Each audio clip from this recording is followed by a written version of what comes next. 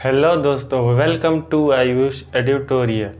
तो आज हम अपने फिजिक्स को शुरू करने जा रहे हैं और फिजिक्स का जो पहला चैप्टर है क्लास 10th में वो है इलेक्ट्रिसिटी। इलेक्ट्रिसिटी एक इम्पॉर्टेंट चैप्टर है जो आपके फिजिक्स में हर जगह यूज़ होने वाला है। इससे रिलेटेड आपके मैग्नेटिक्स वाले भी चैप्टर में भी क्वेश्चन इससे सॉल्व होते हैं और इलेक्ट्रिसिटी में से न्यूमेरिकल्स ज़्यादातर पूछे जाते हैं। तो इस चैप्टर को अच्छे से तैयारी करिए और इसके न्यूमेरिकल काफ़ी अच्छी तरीके से लगाइएगा। तो आज का लेक्चर ओवरव्यू हमारा जो है वो है हमारा इंट्रोडक्शन जो होगा हमारी इलेक्ट्रिसिटी का, उसके बाद इलेक्ट्रिक चार्ज और उसके बाद इलेक्ट्रिक करंट और उसके बाद इलेक्ट्रिक सर्किट। ठीक, तो चलिए अब हम अपना लेक्चर शुरू करते हैं।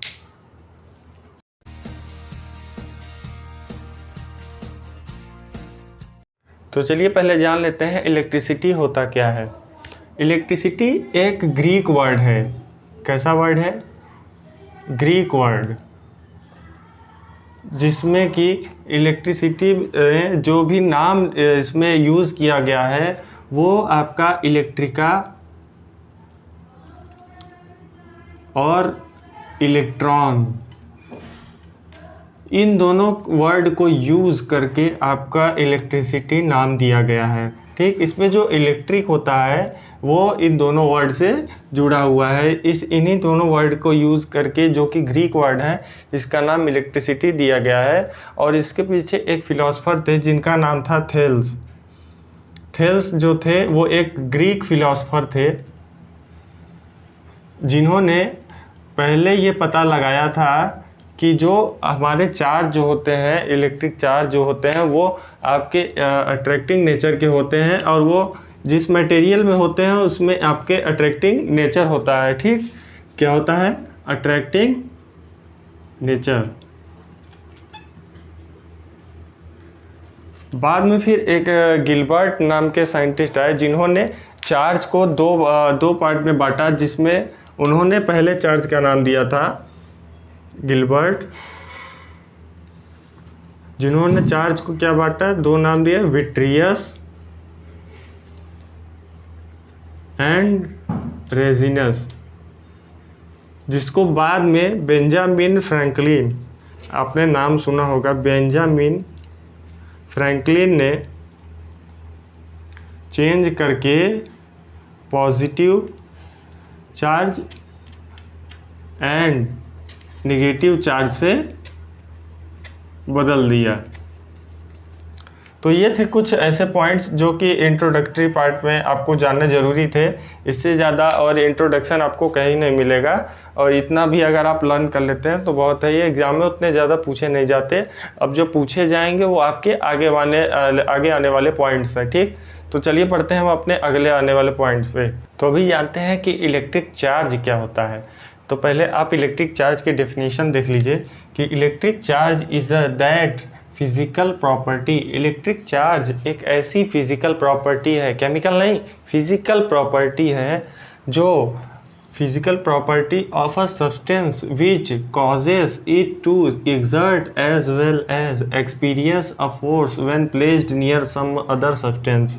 ये एक ऐसी फिजिकल प्रॉपर्टी है जो किसी भी सब्सटेंस में होती है और वो या तो फोर्स लगाता है या तो खुद फोर्स एक्सपीरियंस करता है अगर किसी भी बॉडी के पास या सब्सटेंस के पास रखा जाए। ठीक, अगर इसको हम एग्जांपल से देखें तो आपने कई बार इस एग्जांपल को किया होगा। अगर नहीं किया होगा तो आप करके देख सकते हैं। कॉम्ब और ड्राई हेयर यानी आपके बाल, ड्राई हेयर, और उसके बाद आपका पेपर इन पीसेस। तो पहले आप क्या करेंगे? कॉम्ब को लेंगे।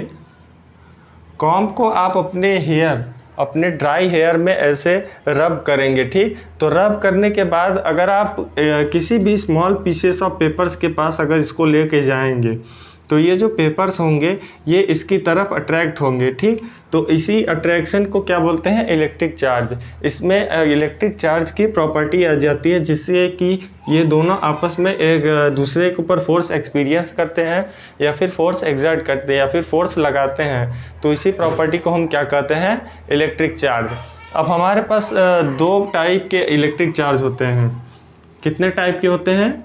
दो टाइप के, 2 टाइप्स ऑफ इलेक्ट्रिक चार्ज, ठीक। जिसमें पहला हमारा होता है पॉजिटिव चार्ज, दूसरा जो होता है वो हमारा होता है निगेटिव चार्ज। निगेटिव चार्ज, जैसा कि मैंने पहले बताया था कि बेंजामिन फ्रैंकलिन ने ही इन दोनों चार्ज को डिफाइन किया था या फिर इन दोनों का नाम दिया था, बेंजामिन फ्रैंकलिन, ठीक।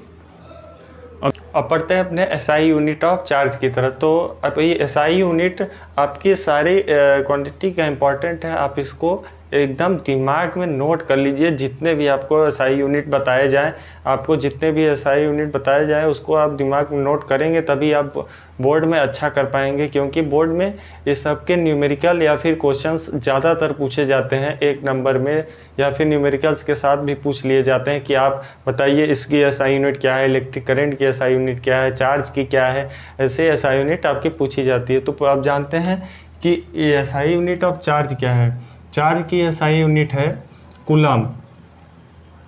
अब आप बोलेंगे भैया अरे ये कैसा नाम हुआ कूलम, कूलम कैसा नाम हुआ? तो कूलम एक साइंटिस्ट थे जिनके नाम पे एसआई यूनिट ऑफ चार्ज को रखा गया। कूलम कोई अपने से मनगढ़ंत कहानी नहीं है, ये किसी साइंटिस्ट का ही नाम है, ठीक। तो अब ये जान लेते हैं कि एक इलेक्ट्रॉन में कितने कूलम ऑफ चार्ज होते हैं। तो एक इलेक्ट्रॉन में -1.6 इंटू 10⁻⁻19 कूलम, और एक प्रोटॉन में +1.6 इंटू 10⁻⁻19 कूलम, ठीक। ये हो गए आपके एक इलेक्ट्रॉन और एक प्रोटॉन में। और एक कूलम में कितने होते हैं? 6.25 इंटू 10⁻⁻18 कूलम, ठीक। ये हो गया आपके 1 कूलम में इतने चार्ज होते हैं, ठीक। यहाँ पे आप इसको ऐसे भी लिख सकते हैं, चार्ज पोजेस्ड बाई, यहाँ पे आप इसको नोट कर लीजिएगा, चार्ज पोजेस्ड बाई, फिर उसके बाद 6.25 इलेक्ट्रॉन इंटू 10⁻⁻18 कूलम इलेक्ट्रॉन या फिर प्रोटॉन, ओके। इसको आप लर्न कर लीजिए, ये आपके न्यूमेरिकल में इंपॉर्टेंट होने वाले हैं। इसको आप यूज़ करके ही न्यूमेरिकल सॉल्व कर लेंगे, ठीक। अब जानते हैं कंडक्टर और इंसुलेटर्स के बारे में, ठीक। तो कंडक्टर क्या होता है, आप लोग तो जानते ही होंगे। कंडक्टर बहुत ही कॉमन वर्ड है, ये सब आप डेली लाइफ में यूज़ भी करते होंगे। कंडक्टर जो होता है वो ऐसा सब्सटेंस होता है, that substance which allows to flow of electricity through them, ठीक।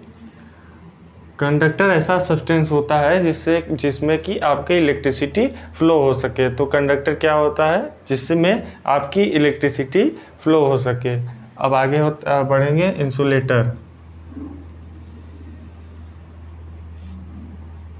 That substance which do not allow to flow the electricity, ठीक। इंसुलेटर वैसा सब्सटेंस होता है जिसमें कि इलेक्ट्रिसिटी फ्लो नहीं हो सकती। इसमें आपका एक सेमी कंडक्टर भी आता है, लेकिन वो आपके सिलेबस में नहीं है, तो आप उसको 12th में पढ़ेंगे सेमी कंडक्टर के बारे में, वहाँ पे डिटेल में एक चैप्टर है, ठीक। तो अभी यहाँ पे कंडक्टर और इंसुलेटर के बारे में हम लोग जान लिए हैं।